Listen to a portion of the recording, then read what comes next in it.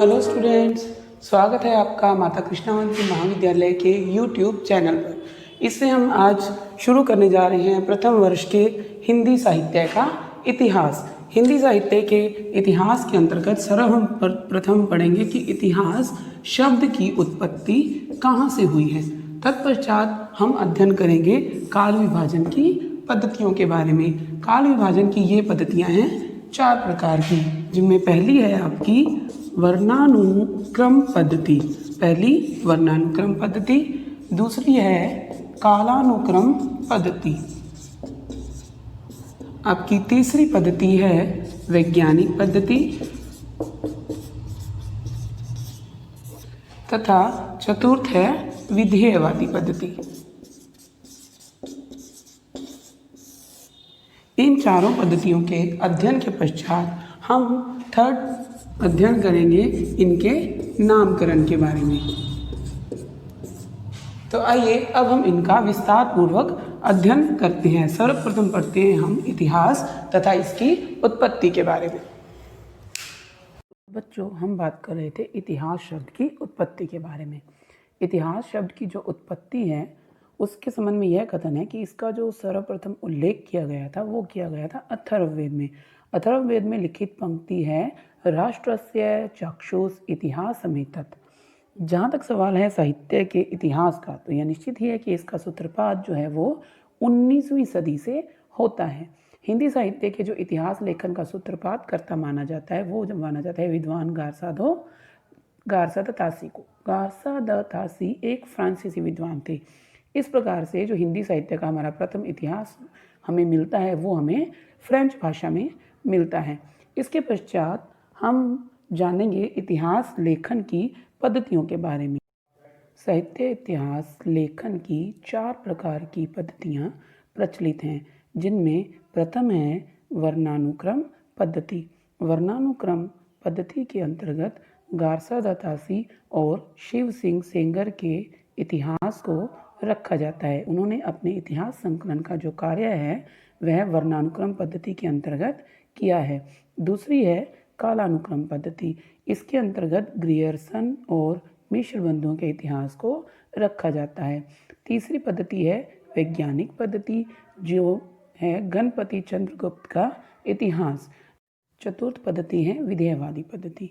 रामचंद्र शुक्ल के इतिहास को विधेयवादी पद्धति के अंतर्गत माना जाता है। अब हम इन पद्धतियों के बारे में विस्तार पूर्वक अध्ययन करेंगे, जिसमें सबसे पहली है आपकी वर्णानुक्रम पद्धति। जैसा कि इसके नाम से ही स्पष्ट हो रहा है, वर्णानुक्रम मतलब वर्णों के अनुसार जो क्रम निर्धारित किया गया है।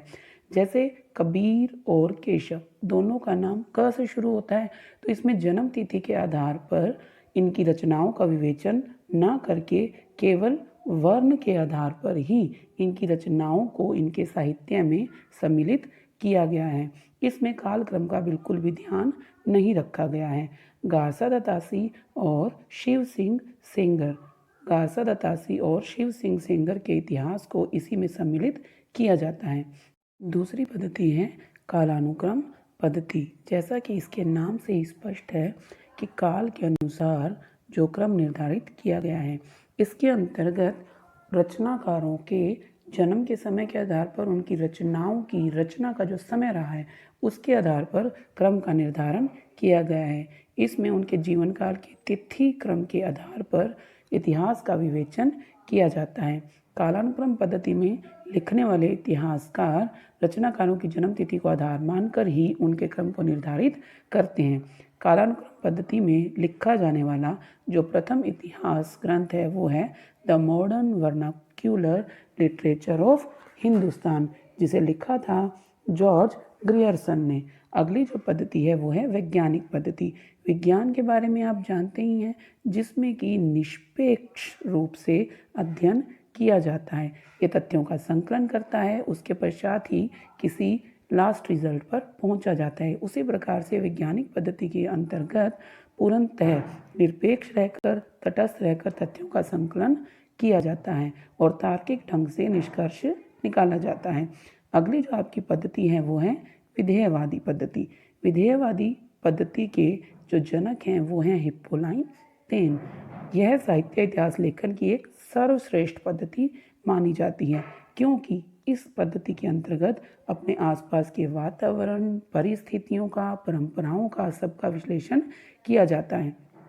आचार्य रामचंद्र शुक्ल इस पद्धति के समर्थक रहे हैं। रामचंद्र शुक्ल ने वातावरण के संदर्भ में ही रचनाओं का साहित्यिक मूल्यांकन किया है। उनकी सारी रचनाओं पर विधेयवाद का प्रभाव दिखाई देता है। रामचंद्र शुक्ल हिंदी के पहले विधेयवादी साहित्यकार हैं। कौन है पहला विधेयवादी साहित्यकार? आचार्य रामचंद्र शुक्ल। इनका इतिहास ग्रंथ है हिंदी साहित्य का इतिहास, जो कि इतिहास लेखन की परंपरा में मील का पत्थर साबित हुआ है।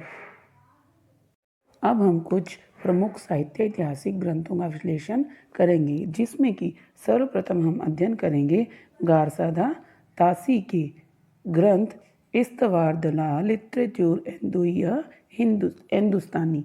ये ग्रंथ जो लिखा गया था 2 भागों में लिखा गया था। इसका जो प्रथम भाग है वो 1839 ईस्वी में लिखा गया था और इसका द्वितीय भाग 1847 ईस्वी में। इसके अंतर्गत कुल 738 कवियों की चर्चा की गई है, लेकिन हिंदी के केवल मात्र 72 कवियों के बारे में ही इसके बारे में वर्णन किया गया है। इनके इतिहास ग्रंथ में उर्दू के कवियों की संख्या जो है वो बहुत ही ज़्यादा है। क्या है? बहुत ज़्यादा। लेकिन हिंदी के कवियों के बारे में की तरफ इनका झुकाव बहुत ही कम है। हिंदी उर्दू के विवाद में तासी का झुकाव उर्दू की ओर था। इसी कारण पंजाब के बाबू नवीन चंद्र ने जब उर्दू को आशिकी की जुबान कहा था तो पेरिस में बैठे बैठे तासी बहुत चिढ़ गए थे। गारसादा तासी का इतिहास ग्रंथ हिंदी साहित्य के प्रारंभ पर बिल्कुल ही मौन है। इन्होंने अपने ग्रंथ का जो संशोधित संस्करण है वो निकाला 1871 में, लेकिन हिंदी साहित्य के इतिहास का प्रारंभ करने का श्रेय जो जाता है वो केवल गारसादा तासी को ही जाता है। इनकी ग्रंथों में केवल एकमात्र कमी रह गई कि यह हिंदी के घोर विरोधी थे। दूसरा हम चर्चा करेंगे शिव सिंह सेंगर के बारे में। शिव सिंह सरोज इनकी इतिहास ग्रंथ है। इनका इतिहास ग्रंथ शिव सिंह सरोज 1883 में प्रकाशन में हुआ था। विशुद्ध हिंदी कवियों रचनाकारों की बात करने वाला यह पहला ही इतिहास ग्रंथ है। इन्होंने अपनी पुस्तक में 1000 कवियों को स्थान दिया था, लेकिन इनकी इस इतिहास ग्रंथ में उर्दू कवियों को बिल्कुल भी स्थान नहीं दिया गया था। तीसरे नंबर पर जो आते हैं वो हैं जॉर्ज इब्राहिम ग्रियर्सन, जिन्होंने कालानुक्रम पद्धति के अनुसार इतिहास का संकलन किया है। इनका ग्रंथ है the modern vernacular literature of Hindustan, जो कि 1888 में प्रकाशित हुआ था। किशोरीलाल गुप्त ने इस ग्रंथ का हिंदी अनुवाद भी किया था और उसका शीर्षक था हिंदी साहित्य का प्रथम इतिहास। इसमें कवि ने साहित्यकार ने 952 कवियों को स्थान दिया था। इन्होंने ही हिंदी साहित्य के इतिहास में नामकरण की परंपरा को शुरू किया था। नामकरण से मतलब शुरू में जो इतिहास लिखा गया सर्वप्रथम उसे इन्होंने आदिकाल और चारण काल की संज्ञा दी। तत्पश्चात धार्मिक काल इत्यादि नामकरण की शुरुआत की। इन्होंने साहित्यिक प्रवृत्तियों की शुरुआत भी की है और भक्ति काल को स्वर्ण युग कहा है। नेक्स्ट हम बात करते हैं मिश्र बंधुओं की। बंधु मतलब भाई, तो मिश्र बंधु जो है वो 3 भाई थे, गणेश बिहारी, श्याम बिहारी और शुकदेव बिहारी। ये तीनों मिश्र बंधु के नाम से ही विख्यात हैं। इनका ग्रंथ जो आया वो है मिश्र बंधु विनोद। मिश्र बंधु विनोद का प्रकाशन 1913 में किया गया। इसके प्रथम 3 भाग जो हैं वो तो 1913 में प्रकाशित हुए, प्रथम 3 भाग, लेकिन जो चतुर्थ भाग है वो 1934 में लिखा गया। मिश्र बंधु विनोद के अंतर्गत 5000 कवियों को स्थान दिया गया है। कितने कवियों को स्थान दिया गया है? 5000 कवियों को मिश्र बंधु विनोद में स्थान दिया गया है। अब हम बात करते हैं रामचंद्र शुक्ल जी की। आचार्य रामचंद्र शुक्ल ने हिंदी साहित्य का इतिहास लिखा, जो कि 1929 में काशी नागरी प्रचारिणी सभा द्वारा प्रकाशित हुआ था। नागरी प्रचारिणी सभा में शुक्ल ने हिंदी शब्द सागर नाम से शब्द सागर की रचना की थी। शब्द सागर की भूमिका ही हिंदी साहित्य का इतिहास है। 1940 में इनके ग्रंथ का दूसरा संस्करण भी प्रकाशित हुआ था। आचार्य रामचंद्र शुक्ल ने लगभग 1000 रचनाकारों का विश्लेषण किया है। कितने रचनाकारों का विश्लेषण किया है? 1000। और इन्होंने पूरे 900 वर्षों के इतिहास को सुस्पष्ट रूप से 4 खंडों में विभाजित किया है। शुक्ल जी ने एक ही कालखंड के दोहरे नामकरण की परंपरा को भी जन्म दिया है। अब हम पढ़ते हैं काशी नागरी प्रचारिणी सभा द्वारा प्रकाशित हिंदी साहित्य का वृहद इतिहास। यह जो इतिहास ग्रंथ है वो काशी नागरी प्रचारिणी सभा द्वारा काशी से ही प्रकाशित किया गया था। काशी नागरी प्रचारिणी सभा के संस्थापक थे श्याम सुंदर दास। इन्होंने अपने सहयोगी राम नारायण मिश्र तथा शिव कुमार सिंह के सहयोग से 1893 में काशी नागरी प्रचारिणी सभा की स्थापना की थी। इनका ग्रंथ हिंदी साहित्य का वृहद इतिहास लगभग 18 खंडों में निकलना प्रस्तावित था। कितने खंडों में? 18। लेकिन किसी कारणवश इसके केवल 16 खंड ही प्रकाशित हो पाए थे। प्रमुख साहित्य इतिहास ग्रंथों का विश्लेषण करने के पश्चात हम बात करते हैं प्रमुख साहित्य इतिहास ग्रंथों के काल विभाजन और नामकरण की। इसके कुछ आधार निर्धारित किए गए थे, जिनमें से पहला था साहित्यिक प्रवृत्ति के आधार पर। इसके आधार पर रचनाओं को छायावाद, प्रगतिवाद और प्रयोगवाद में बांटा गया था। दूसरा है साहित्यकार के आधार पर। साहित्यकार के आधार पर इनके काल को भारतेंदु काल, द्विवेदी काल इत्यादि कहा गया। तृतीय है ऐतिहासिक कालक्रम के आधार पर, जिन्हें आदिकाल, मध्यकाल, आधुनिक काल इत्यादि नाम दिए गए थे। गारसा दत्तासी और शिव सिंह सेंगर ने अपने इतिहास ग्रंथों में काल विभाजन और नामकरण नहीं किया है। काल विभाजन और नामकरण का सर्वप्रथम प्रयास जिन्होंने किया वो थे जॉर्ज ग्रियर्सन, जिन्होंने अपने ग्रंथ the modern vernacular literature of Hindustan में सर्वप्रथम काल विभाजन की परंपरा को शुरू किया था। सर्वप्रथम हम बात करते हैं मिश्र बंधुओं के। मिश्र बंधु विनोद में किए गए काल विभाजन की। मिश्र बंधु विनोद में मिश्र बंधुओं ने 5 प्रकार से काल विभाजन किया है: आरंभिक काल, मध्यम काल, अलंकृत काल, परिवर्तन काल और वर्तमान काल। आरंभिक काल में 2 भाग रखे गए: पूर्व आरंभिक काल और उत्तर आरंभिक काल।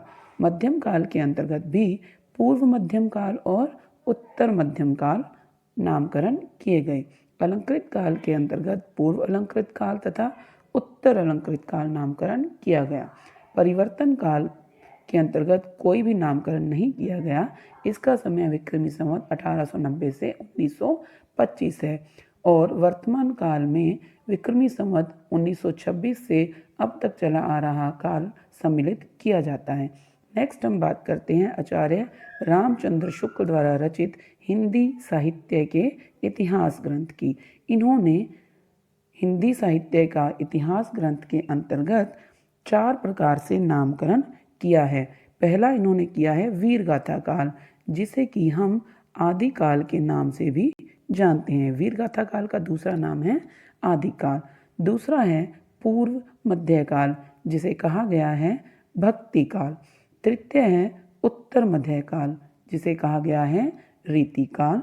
नेक्स्ट है आपका आधुनिक काल, जिसे गद्य काल की संज्ञा भी दी जाती है और यह विक्रमी संवत 1900 से अब तक चल रहा है। इसे 3 कालों में और विभाजन किया गया है, जो कि है भारतेंदु काल, द्विवेदी काल और तीसरा काल जो कि अब तक चल रहा है। नेक्स्ट हम बात करते हैं हजारी प्रसाद द्विवेदी द्वारा रचित हिंदी साहित्य का उद्भव और विकास ग्रंथ में जो काल विभाजन हमें प्राप्त होता है। इस ग्रंथ के अंतर्गत हमें 4 प्रकार का काल विभाजन दिखाई देता है। पहला है आदिकाल, जो कि 1000 ईस्वी से 1400 ईस्वी का माना गया है। दूसरा है पूर्व मध्यकाल, जो कि 1400 ईस्वी से 1700 ईस्वी का माना गया है। नेक्स्ट है उत्तर मध्यकाल, जो कि 1700 ईस्वी से 1900 ईस्वी तक माना गया है। अंत में आता है आधुनिक काल, जो कि 19वीं ईस्वी से अब तक चल रहा है। अब हम बात करते हैं राम कुमार वर्मा द्वारा रचित हिंदी साहित्य का आलोचनात्मक इतिहास ग्रंथ में उनके द्वारा किए गए काल विभाजन की। इन्होंने अपने ग्रंथ में 5 नाम से काल विभाजन किया है। संधि काल, जो कि विक्रमी संवत 750 से 1000 ईस्वी तक रहा। चारण काल, जो कि विक्रमी संवत 1000 से 1375 तक रहा। नेक्स्ट है आपका भक्ति काल, जो कि 1375 से 1700 विक्रमी संवत तक। रीति काल, जो कि विक्रमी संवत 1700 से 1900 तक रहा। और आधुनिक काल, जो कि विक्रमी संवत 1900 से अब तक माना जा रहा है। इन सारे काल विभाजन को देखने के बाद अंत में एक निष्कर्ष पर हम पहुंचते हैं, वो ये कि जो सबसे सर्वाधिक मान्य काल विभाजन और नामकरण है वो आपके समक्ष हैं। पहला है आदिकाल, जो कि 7वीं सदी से 14वीं सदी तक माना गया है। दूसरा है भक्ति काल, जिनको कि 14वीं सदी से 17वीं सदी तक माना गया है। तृतीय काल है आपका रीति काल, जो कि 17वीं सदी से 19वीं सदी तक है। और अंत में आता है आधुनिक काल, जो कि 19वीं सदी से प्रारंभ होता है। तो ये था आपका हिंदी साहित्य के इतिहास का प्रमुख ग्रंथों का विश्लेषण और उनका काल विभाजन। हम अपनी अगली क्लास में आदिकाल के बारे में विस्तार पूर्वक वर्णन करेंगे। धन्यवाद।